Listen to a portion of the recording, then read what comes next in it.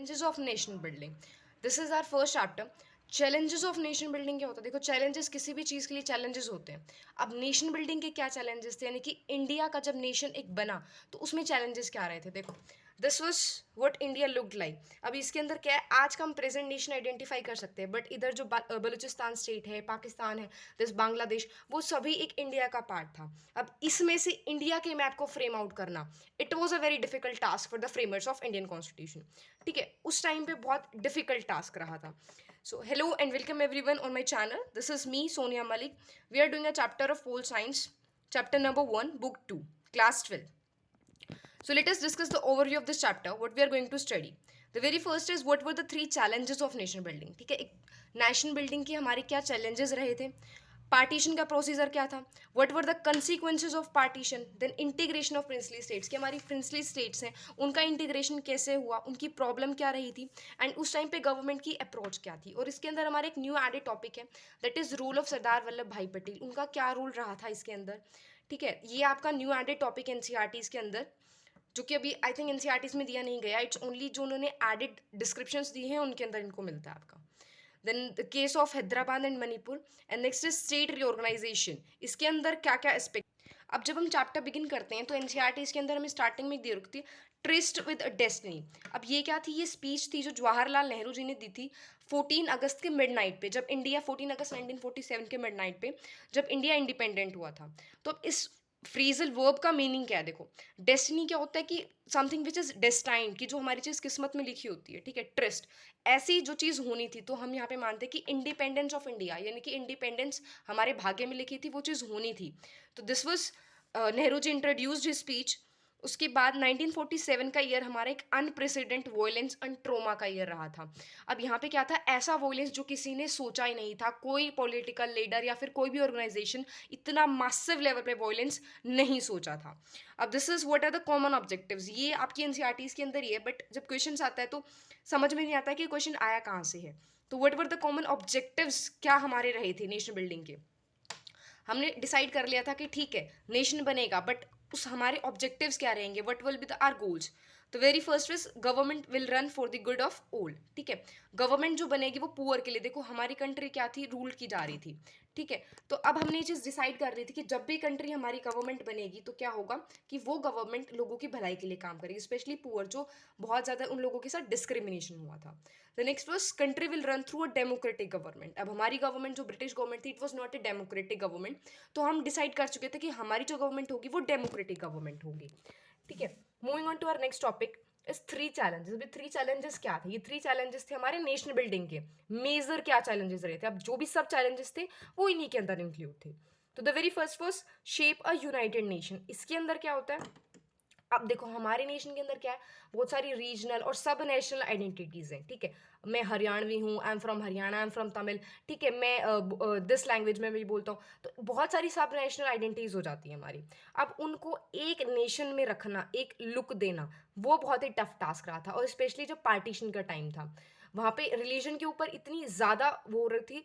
तो उसके लिए क्या था कि रीजनल और सब नेशनल आइडेंटिटीज को रिकॉग्नाइज करना, और एक ऐसे इंडिया को बनाना जो यूनिफाइड है but yet accommodative of diversity, यानी कि यूनिफाइड होने के बाद भी हम सारी डाइवर्सिटीज उस चीज़ के अंदर रखते हैं। ठीक है, the next was establish democracy. अब डेमोक्रेसी इज नॉट सिंपली कि ठीक है चलो इलेक्शंस हुए, दिस इज प्राइम मिनिस्टर, ठीक है, mister Y is your CM, वो चीज़ नहीं थी। हमें क्या करना था कि जो भी हमारे कॉन्स्टिट्यूशन में जो चीज़ें लिखी हुई हैं कि चलो हमें फंडामेंटल राइट्स दिए जाएंगे, गवर्नमेंट डायरेक्टिव प्रिंसिपल्स का यूज़ करेगी, उन सारी चीज़ों को कंसिडर करते हुए एक डेमोक्रेटिक सेटअप लेके आना। The next was economic development and eradication of poverty. अब इसके अंदर क्या था? देखो, इकोनॉमिक डेवलपमेंट की लोगों की इकोनॉमी बढ़ना, उनकी इनकम लेवल को इंक्रीज करना। ठीक है, एंड इरेडिकेशन ऑफ पॉवर्टी, यानी कि पॉवर्टी को खत्म करना। ये वो दो चैलेंजेस थे जो शायद आज तक इंडिया फुलफिल कंप्लीटली नहीं कर पाया है। ठीक है, इस पे काम चल रहे हैं, बट इट्स नॉट कि उसको कंप्लीटली फुलफिल नहीं हो पाया है। ठीक है, अब इसके अंदर प्रिंसिपल हमारे क्या रहे थे? Equality in social protection, socially disadvantage groups. अभी क्या था, जितने भी हमारी जो हरिजन्स कास्ट है या फिर लो बैकवर्ड क्लासेस होती हैं, उनकी डेवलपमेंट करना, दिस वॉज आर गोल। ठीक है, बिकॉज ये वो सेक्शन था जिनको उतनी अपॉर्चुनिटीज नहीं मिल पाई थी। तो अब जो बैकवर्ड थे उनकी डेवलपमेंट के लिए वर्क करना, ये इंडिया का उस टाइम पे गोल था। Now what were the causes of partition, कि पार्टीशन हुआ, ठीक है, कोई भी चीज होती है, खाना भी खाते हैं तो there has to be reason behind it, ठीक है। तो what were the causes, causes क्या रहे थे हमारा, सबसे पहला था टू नेशन थ्योरी। अब ये क्या बताती है, देखो, टू नेशन, इसके नाम से, नाम वर्ड को पढ़ो और उसका मीनिंग समझने का ट्राई करो। देखो, टू नेशन थ्योरी यानी कि दो नेशंस को बनाने की कोई थ्योरी रही होगी। अब वो दो नेशंस कौन से थे, इंडिया एंड पाकिस्तान। और ये थ्योरी किसने दी थी, मिस्टर जिन्ना ने, जो कि इंडिपेंडेंट पाकिस्तान के फर्स्ट प्राइम मिनिस्टर बने थे। अब उन्होंने क्या कहा, मिस्टर जिन्ना जो मुस्लिम लीग के मेंबर रहे थे, उन्होंने कहा कि हिंदूज और मुस्लिम्स भाई दो अलग कम्युनिटी से बिलीव करते हैं, दो अलग नहीं बल्कि कॉन्ट्रास्टिंग है। अगर एक लेफ्ट में जाएगा तो दूसरा राइट में जाता है, तो आप उनको एक रास्ते पर कैसे लेके आ सकते हो। तो हम एक नेशन में ऐसे नहीं रह सकते, so we want to nations, ठीक है। तो उनका ये बिलीव था कि हिंदूज के लिए चलो ठीक है आप इंडिया रखो जो भी है, बट मुस्लिम्स के लिए हमें क्या चाहिए, पाकिस्तान चाहिए, ठीक है। This was their demand. ये टू नेशन थ्योरी थी, मिस्टर जिन्ना ने जो लेके आए थे और मुस्लिम लीग के थ्रू। अब next was Indian independence bill. अब ये क्या बिल था, देखो हमारे यहाँ पे भी बिल्स आते हैं, इंट्रोड्यूस होते हैं, बिल्स मीन्स प्रपोजल्स, ठीक है, कि this rule will come into act, ठीक है। अब इसके अंदर क्या था, उस टाइम के वाइसरॉय रहे थे लॉर्ड माउंटबेटन। उन्होंने क्या कहा कि ट्रांसफर ऑफ पावर, कहाँ से, ब्रिटिशर्स से इंडियंस को हम पावर ट्रांसफर कर देंगे। बट अब उन्होंने क्या सिचुएशन रखी, हम सिर्फ तभी देंगे जब दो नेशंस बनेंगे, अगर कंट्री का पार्टीशन नहीं होगा तो power of transfer of power नहीं होगा। अब ये उन्होंने कंडीशन रखी। अब फ्रीडम तो सबको चाहिए, ठीक है, तो कंडीशंस उस टाइम पे एक्सेप्ट कर ली गई। और तो कांग्रेस ने इसका अपोज किया था, बट स्टिल वो चीज हो गई, ठीक है। The next was policy of divide and rule. ये वो पॉलिसी रही थी जो ब्रिटिशर्स ने इंडियंस पे लागू की थी। अब देखो उन्होंने क्या किया था कि बांटो और राज करो। तो इसी, ये जो एक सीड था एक तरीके से, जो divide and rule Muslim league theory जो प्रपोज हुई, यानी कि टू नेशन थ्योरी आने का जो रीजन रहा था वो यही रीजन था। देखो पहले भी थे हिंदूज और मुस्लिम्स एक साथ रहते थे, बट अब ये जो पॉलिसी आई थी उसी के बाद से उन्होंने स्टार्ट करना फील कर दिया था कि हम लोग अलग अलग हैं। और यही जो सीट्स हैं वो किसने बोले थे, ब्रिटिशर्स ने, जिसकी वजह से हमारा टू नेशन थ्योरी आज फोर्स में आई। Now the topic is integration of princely states. अब प्रिंसली स्टेट्स क्या थी, देखो ये था इंडिया का मैप। अब इसके अंदर जो ब्लू पोर्शन है ये थी हमारी प्रिंसली स्टेट्स। देखो प्रिंसली मतलब प्रिंस, जहां पर प्रिंस का रूल रहा हो।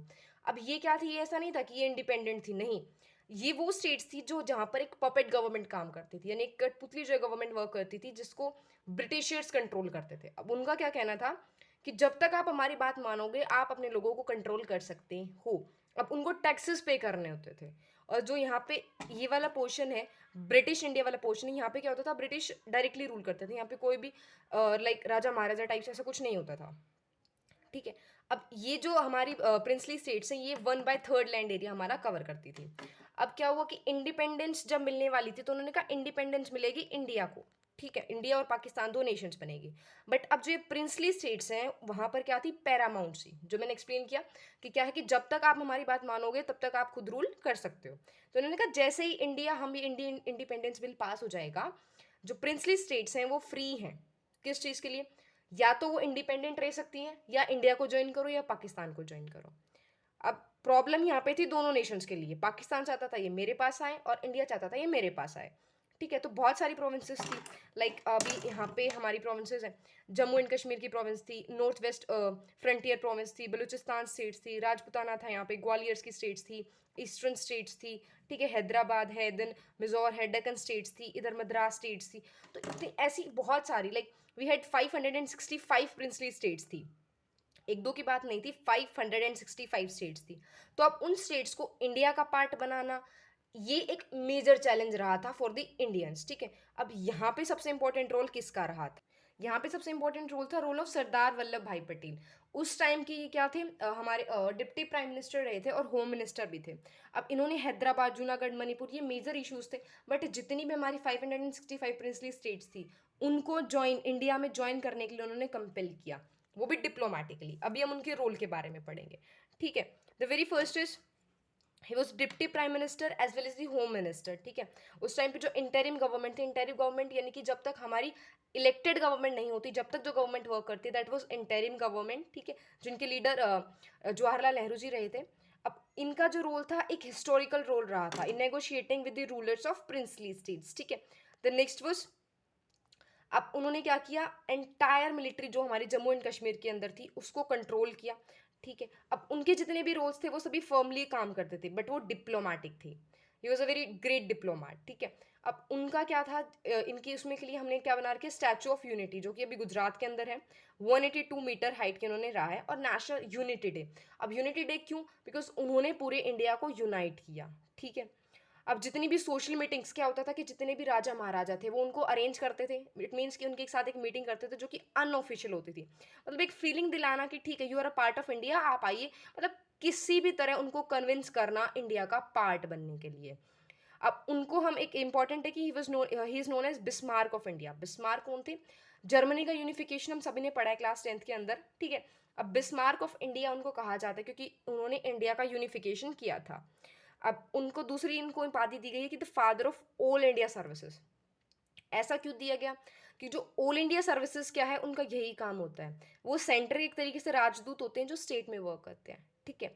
अब उन्होंने क्या किया, रूलर्स को कंपेल कर दिया, मजबूर कर दिया कि आप साइन कीजिए इंस्ट्रूमेंट ऑफ असेशन।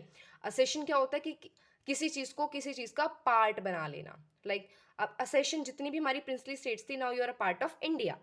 अब उन्होंने क्या साइन किया, model constitution for the provinces, जितनी भी हमारी प्रोविंसेस है उनके लिए एक मॉडल कॉन्स्टिट्यूशन बनाया। एंड नेक्स्ट बस हैदराबाद के साथ उन्होंने स्टैंड स्टिल एग्रीमेंट ज्वाइन किया। अब स्टैंड स्टिल एग्रीमेंट क्या था, देखो वर्ड से उसका मीनिंग निकालते हैं। स्टैंड स्टिल मीन्स जहां हूं वहीं रुक जाऊं। तो जो भी, जैसी भी हमारी सिचुएशंस इंडिपेंडेंस से पहले थी, वैसी ही सिचुएशंस रहेगी विद हैदराबाद। यानी कि ना तो आप पाकिस्तान को ज्वाइन कर सकते हो, ना आप इंडिया को ज्वाइन कर सकते हो, ना आप इंडिपेंडेंट बन सकते हो। इट्स लाइक उनको टाइम दे देना, चलो सोच लो, जहां तक हर डिसीजन वहीं पर रहेगा, कुछ भी चेंज नहीं होगा। मर्जर जितने भी थे, यानी कि जो भी रूलर्स ने इंडिया के साथ मर्ज किया, उनकी बात मानी गई। ठीक है, आप हमें अपनी प्रोविंसेस दे रहे हो, हम, आप अपने लोगों पे रूल करो, हमें बस ये सब्जेक्ट्स दे दीजिए। मतलब किसी तरीके से उनको इंडिया में मर्ज होने के लिए कंपेल करना, ठीक है। अब नेक्स्ट वर्स उन्होंने ऐसे ही कंपेलिंग की पॉलिसी में था प्राइवी पर्स। प्राइवी पर्स क्या था? अब जो जितने भी हमारे रूलर्स थे उनके पास क्या था, अब उनका खुद के एक्सपेंसेस थे। अब इतने बड़े बड़े महल हैं, उनमें सर्वेंट्स हैं। अब ऐसा तो नहीं हो सकता ना कि जैसे ही इंडिया इंडिपेंडेंस होगा राजा खुद के घर के काम करने लग जाएंगे, नहीं। तो उनके जितने भी रॉयल्टी एक्सपेंसेस थे, उनकी जितना भी एक्सपेंसेस आएगा वो इंडियन गवर्नमेंट उनको देगी। लाइक जैसे हमें पेंशन मिलती है तो उनकी ऐसे पेंशन होगी, और ये ऐसा नहीं है कि वो 1-2 हज़ार थी, it was much more than that, ठीक है। अब उनके कॉन्स्टिट्यूंस असेंबली में क्या रोल रहा था, सीनियर लीडर रहे थे, मेंबर रहे थे community of minorities, tribal area and the fundamental provinces के, ठीक है। दिस वाज हिज रोल, जो कि बहुत इंपॉर्टेंट है, न्यू टॉपिक है। तो now what was government approach, ठीक है, हमारी गवर्नमेंट की क्या अप्रोच रही थी इस इशू को सॉल्व करने में। अब हमने क्या देखा, हमारे पास थी 3 कंसिडरेशंस, 3 चीज़ों को हमने माना। सबसे पहले क्या थी, जितनी भी हमारी प्रिंसली स्टेट्स थी, उनके जो लोग थे वो इंडिया में ज्वाइन होना चाहते थे, उनको वो डेमोक्रेसी गवर्नमेंट चाहते थे। दूसरा था, गवर्नमेंट भी रेडी थी, ठीक है, आपको जितनी भी फ्लेक्सिबिलिटी चाहिए, जितनी भी ऑटोनॉमी चाहिए, हम देंगे आपको। एंड द थर्ड वाज कि जब हमें दिख रहा है कि पार्टीशन हुआ है, ठीक है, कंट्री डिवाइड हो रही है, तो क्या एक कॉमन ऑब्जेक्टिव रहेगा भाई, जितना बचा कुछ है उसको एटलीस्ट समेट के रखा जाए कि वो फर्दर डिवाइड ना हो जाए।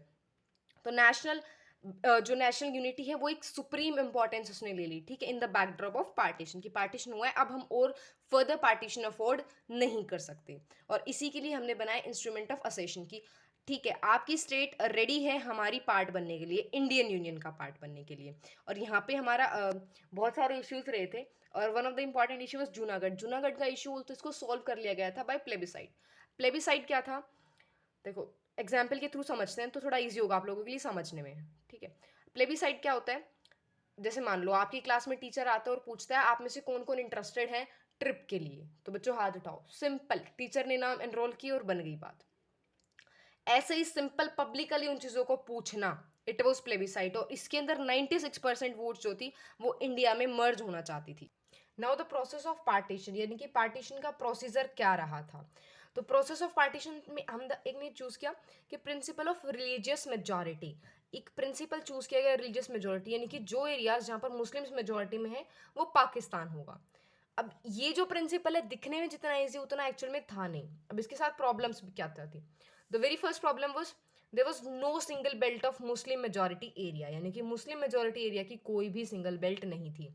एक एरिया आपका ईस्ट में था तो दूसरा वेस्ट में था, यानी कि एक जो अमृतसर पंजाब वाला एरिया था और एक कोलकाता वाला एरिया था।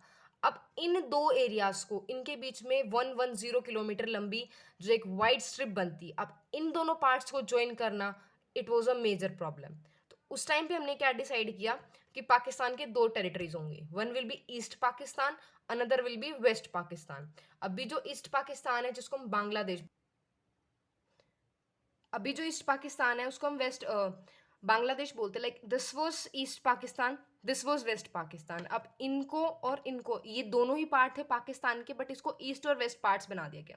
अब यहाँ पे क्या हुआ था, इट वाज वेरी, जो कि हम पार्ट 1 में पढ़ेंगे इस चीज़ को भी, जो आज हमारा प्रेजेंट बांग्लादेश है वो क्यों बना, इंडिया के साथ पाकिस्तान की लड़ाई 1971 वॉर, वो सारी चीज़ें हम बुक 1 के अंदर इसको थोड़ा स्टडी करेंगे।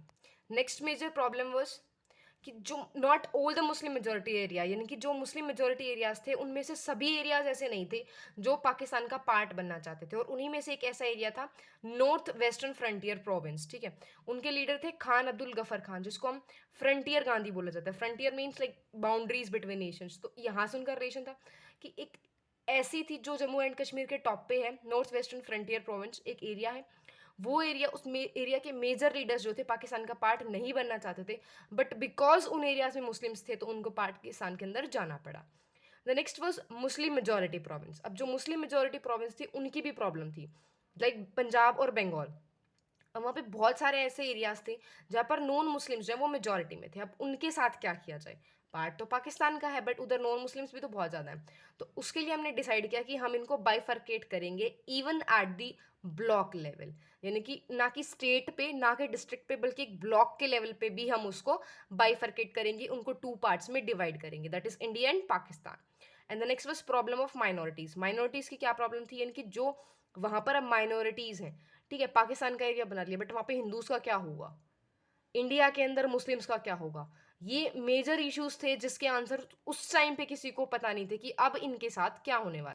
Now what were the consequences of partition, partition के क्या कंसिक्वेंसेस रहे थे, क्या उसके रिजल्ट्स थे। The very first was killing, atrocities, maimed. अब ये क्या थी, मेम्ड मीन्स किसी इंसान को इतना मार देना कि मार मतलब लाइक अधमरा कर देना किसी पर्सन को, ठीक है। तो 5 to 10 लाख जो लोग हैं वो मारे गए थे इसके अंदर। ये एक गवर्नमेंट डाटा है बट मोस्ट ऑफ लोग इसमें बिलीव करते हैं कि इट इज़ ट्रू नहीं है, क्योंकि उस टाइम पे इतनी मासिव किलिंग हुई थी कि इट वॉज अनइमेजिनेबल। जो जितनी भी हमारी मूवीज़ हैं, लाइक गदर मूवी है, तो थोड़ा सा आइडिया लग जाता है कि किस लेवल पे वहाँ पर किलिंग हुई होगी, ठीक है। फिर क्या था, हमारी कम्युनल जोन्स बन गई थी। कम्युनल जोन्स क्या, जैसे हमने पढ़ा लाहौर है, अमृतसर है, कोलकाता, ये एरियाज वैसे थे जो बॉर्डर पे थे। अब यहाँ पर क्या हो रहा था कि जो नॉन मुस्लिम्स हैं वो बड़े खतरे में थे, मुस्लिम्स हैं वो मेजोरिटी में हो गए तो वो बड़े डोमिनेंट ग्रुप बन गए। तो वहाँ पर कम्युनल जोन्स बन गए, यानी कि कम्युनिटी के ऊपर फाइट होने लग गई बहुत हाई लेवल पे, एक्सट्रीम लेवल पे। अब ट्रैवलिंग के इश्यूज रहे थे, अब इतना मासिव लेवल पे ट्रैवलिंग हो रहा है और उस टाइम पे मीन्स जो हमारे कम्युनिकेशन के हैं, ट्रैवलिंग मीन्स है, वो इतने ज़्यादा डेवलप नहीं थे। तो वो बड़ा मेजर इशू रहा था उस टाइम पे। इट्स बिलीव कि 80 से ज़्यादा लोगों ने, सॉरी 80 लाख से ज़्यादा लोगों ने माइग्रेट किया था। अब फ्रीडम उनके लिए क्या रही थी, लाइफ इन रिफ्यूजी कैंप्स, ठीक है। जितने भी, मान लो अगर इंडिया से कोई पाकिस्तान में जा रहा है तो अपने घर के डॉक्यूमेंट्स लेके जाएगा, बट ऐसे सिचुएशन में डॉक्यूमेंट्स को साथ रखना वो हर किसी के लिए पॉसिबल नहीं था, ठीक है। तो उनको कहाँ रहना पड़ा, रिफ्यूजी कैंप्स में, यानी कि जो दूसरे नेशन से हमारे यहाँ पे माइग्रेट करके आए हैं ड्यू टू सम रीजंस, तो दोज आर रिफ्यूजी, उनके लिए कैंप्स बनाए गए, उनमें उनको रखा गया।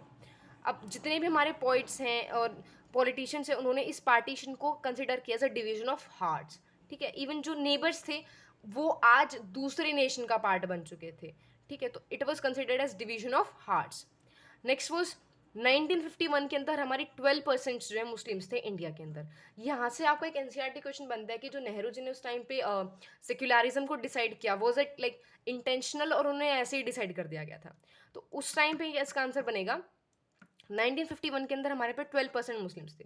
अब इंडिया के अंदर बहुत सारी एक्सट्रीमिस्ट ऑर्गेनाइजेशंस थी, ठीक है, लाइक राष्ट्रीय स्वयंसेवक संघ, तो ऐसी बहुत सारी थी। तो अब उनका मानना क्या था, भाई पाकिस्तान बना है मुस्लिम्स के बेसिस पे, तो इंडिया हिंदूज के बेसिस पे बनना चाहिए। बट उस टाइम पे गांधी जी एंड नेहरू जी इन सभी ने क्या बिलीव किया कि जो अब उन्होंने क्या कहा कि हमें सेक्युलरिज्म चाहिए, हम जितने, अगर यहाँ पे कोई मुस्लिम्स है तो उनको भी उतना ही राइट दिया जाएगा जितना एक हिंदू को राइट होगा, और ऐसा कोई भी हम डिस्क्रिमिनेशन नहीं करेंगे जो कि उनके रिलीजन के बेसिस पे होगा या उनके जेंडर या फिर किसी भी ऐसे डिस्क्रिमिनेशन उनके अंदर हम नहीं करेंगे, ठीक है। This was all decided out. अब इतनी सारी डिसाइड हो गया एंड फाइनली हमने चूज किया कि विल अडॉप्ट सेक्युलरिज्म। ठीक है, this is all about the consequences of partition, हमारे क्या रिजल्ट रहे थे partition. The next topic is Mahatma Gandhi sacrifice. Mahatma Gandhi का क्या सेक्रीफाइस रहा था, देखो पढ़ते हैं चलो। महात्मा गांधी ने किसी भी जो, अब देखो इंडिपेंडेंस हुई है ऐसी चीज जिसके लिए हम वेट कर रहे हो तो सेलिब्रेशन तो बनता है, बट महात्मा गांधी जी ने किसी भी सेलिब्रेशन में पार्ट नहीं लिया। वो उस टाइम पे कोलकाता के अंदर थे, जो कि उस टाइम का नो खाली था, but presently it is in Bangladesh. अब यहीं से आपके 1 मार्क्स एमसीक्यू क्वेश्चन बन गया। 3 वर्ड है और तीनों में से एमसीक्यू क्वेश्चन बन सकता है। ठीक है, अब वहां पर वो क्या कर रहे थे, कम्युनल प्रेयर्स, यानी कि कम्युनिटीज के बीच में बैठकर वो प्रेयर्स कर रहे थे। ठीक है, उसने क्या किया, सिचुएशन को इम्प्रूव किया। ठीक है, लोगों में ब्रदरहुड यानी कि एक कम्युनिटी की जो फीलिंग होती है कि हम सब एक हैं, वो वाली जो feeling I, it was very important. अब उसके बाद दोबारा रिएक्ट हो गए। अब उन्होंने इस टाइम पे क्या किया, उन्होंने कोई प्रेयर किया, उन्होंने फास्ट किया, अब जिसकी वजह से सिचुएशन इंप्रूव हुई। ठीक है, अब नेक्स्ट वॉज, अब वो दिल्ली चले गए। लास्ट फास्ट जो उनका रहा जनवरी 1948 के अंदर। दिल्ली जाने का उनका रीजन था, इंडियन गवर्नमेंट के पास ज्यादा रिसोर्सेज दिए गए थे उस टाइम पे, और इंडियन गवर्नमेंट ने पाकिस्तान गवर्नमेंट को प्रॉमिस किया था कि हम आपको जितनी आपकी रिक्वायरमेंट है, जितना आपको मिलना चाहिए, हम आपको रिसोर्सेज देंगे। आप उसको फाइनेंशियल रिसोर्सेज कहिए, ह्यूमन रिसोर्सेज कहिए, what ever you call it, ठीक है, वो रिसोर्सेज हम आपको देंगे। बट अब यहाँ पे जो एक्सट्रीमिस्ट थे उन्होंने ब्लेम किया कि हमारी जो भी कंडीशन है it is all because of Mahatma Gandhi. अब वो कह रहे थे कि आप ना मुस्लिम की कुछ ज्यादा ही साइड ले रहे हो, ठीक है, आप हिंदूज की साइड ले ही नहीं रहे हो, आप इंडिया में रह रहे हो और साइड आप पाकिस्तानियों की ले रहे हो। तो उस टाइम पे वैसी मेंटालिटी लोगों की बन गई थी। ठीक है, अब उन्होंने बहुत सारे अटैक्स किए, प्लान किए उन्होंने बहुत सारे अटैक्स गांधी जी पर, बट कहीं ना कहीं वो बच जाते। तो गवर्नमेंट ने उनसे रिक्वेस्ट की कि आप जो है सेफ्टी ले लीजिए और सिक्योरिटी के साथ चलिए, बट उन्होंने मना कर दिया और वैसे ही प्रेयर्स में वो मिलते रहे लोगों से। अब फाइनली क्या हुआ, नाथुराम विनायक गोडसे उस टाइम के एक ऐसे एक्सट्रीमिस्ट थे, उनके पास आए 30 जन 1948 को, उन्होंने 3 बुलेट्स उनकी ऐसी ही एक इवनिंग प्रेयर पे उन पर शूट कर दी और गांधी जी की डेथ हो गई। एंड उस टाइम पे Nathuram Vinayak Godse was the first person जिसको हमने फांसी की सजा दी थी इंडिपेंडेंट इंडिया के अंदर। बट जो गांधी जी की डेथ थी उसका एक मैजिकल इफेक्ट रहा पूरी कंट्री पे, क्योंकि जैसे उनकी डेथ हुई, आरएसएस या फिर जितनी भी ऐसी एक्सट्रीमिस्ट ऑर्गेनाइजेशन उनको टेम्परेली बैन कर दिया गया और कोई भी कम्युनल पॉलिटिक्स सक्सेसफुल नहीं हुई। मतलब it was like totally silence in the country, क्योंकि कितने मेजर लीडर की डेथ हुई थी तो उसके बाद पूरा साइलेंस हो चुका था कंट्री के अंदर। It nothing was like that. ठीक है, पूरा बिल्कुल सन्नाटा। and the rest of the topic will be covering in the part 2 of this video. I hope you like, so do share, comment and subscribe to my channel for more such videos.